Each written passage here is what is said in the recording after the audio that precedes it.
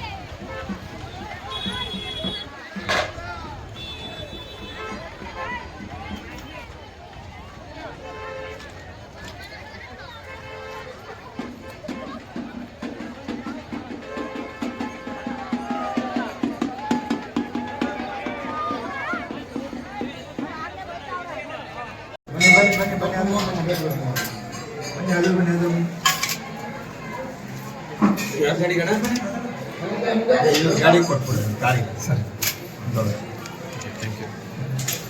ಬನ್ನಿ ಬನ್ನಿ ಬನ್ನಿ ಬನ್ನಿ ಬನ್ನಿ ಬನ್ನಿ ಬನ್ನಿ ಬೇಗ ಒಂದ್ಸಲ ಮೂವ್ ಆಗಬೇಕು ಜನ ಫುಲ್ ಪ್ಯಾನಿಂಗ್ ಫ್ಯಾಮಿಲಿಯಿಂದ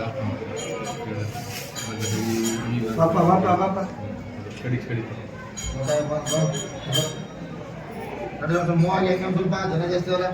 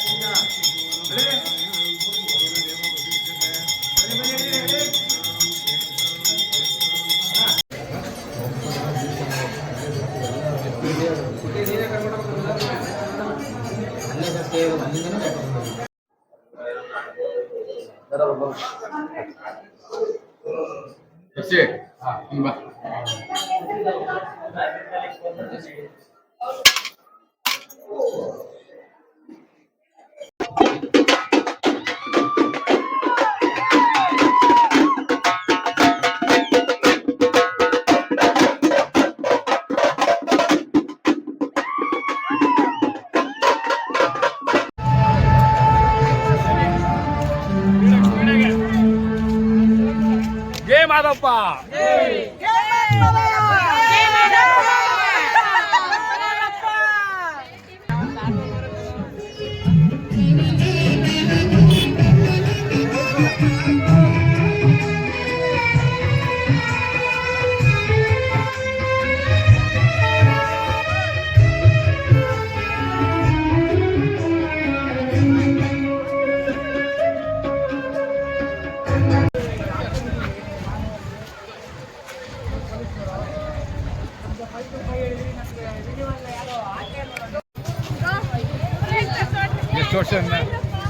ಬನ್ರಿ ಬನ್ರಿ ಈ ಕಡೆ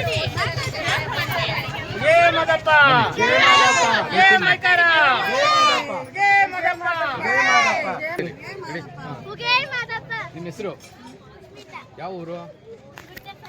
ಓಕೆ ಎಷ್ಟು ಸರ್, ನಮ್ಮ ಹೆಸರು ಬಸವರಾಜು ಊರ್ಗೌಡ್ರು ಅಂತ.